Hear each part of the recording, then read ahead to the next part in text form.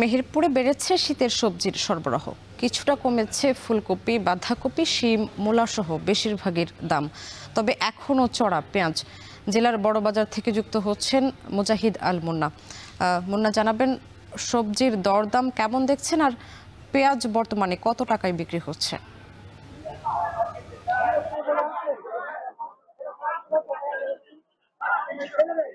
শাম্মী, আপনাকে প্রথমেই জানিয়ে রাখি, মেহেরপুর কিন্তু সবজি উৎপাদনে বিখ্যাত এবং মেহেরপুরে সারা বছরই নানান ধরনের সবজি উৎপাদন হয়ে থাকে। বিশেষ করে শীত মৌসুমে কিন্তু প্রচুর পরিমাণে সবজি উৎপাদন হয়ে থাকে মেহেরপুর জেলায়, যার ফলে মেহেরপুর বাজারে কিন্তু শীতকালীন সবজির এখন ভরা মৌসুম চলছে, যার ফলে সরবরাহ কিন্তু অনেক বেড়ে গেছে। এতে করে দাম কিন্তু একেবারেই সস্তা। আমি যদি আজকের কথা বলি, আজ মেহেরপুর বাজারে প্রতি কেজি বেগুন বিক্রি হচ্ছে 30 থেকে 40 টাকা করে। এছাড়াও ফুলকপি বিক্রি হচ্ছে 15 থেকে 20 টাকা, বাঁধাকপি 20 টাকা, সিম 20 টাকা, মূলা 15 টাকা, লাল শাক 20 টাকা।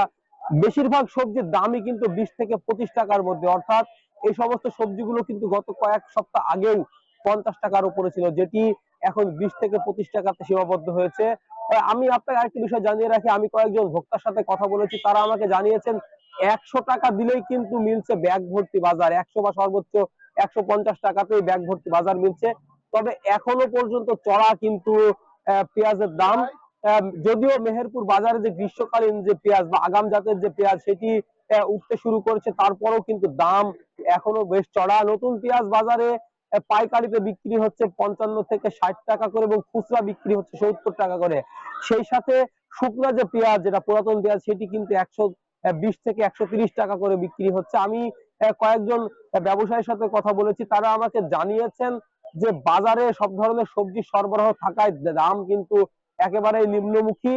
তবে পেঁয়াজের বাজারটা কিছুটা চড়া, তার কারণ পেঁয়াজ পুরাতন যে পেঁয়াজ সেটি বাজারে সরবরাহ কমে গেছে এবং নতুন পেঁয়াজটা বাজারে উঠতে শুরু করেছে। তারা আমাকে জানিয়েছেন আর কয়েকদিনের মধ্যে সরবরাহ বেড়ে গেলেই কিন্তু পেঁয়াজের দাম বেড়ে যাবে।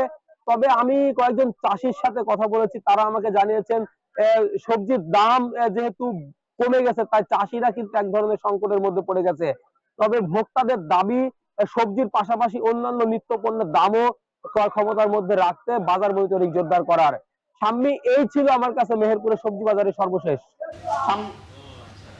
মেহেরপুর থেকে সবজি বাজারের খবরাখবর জানাচ্ছিলেন মুজাহিদ আল মুন্না।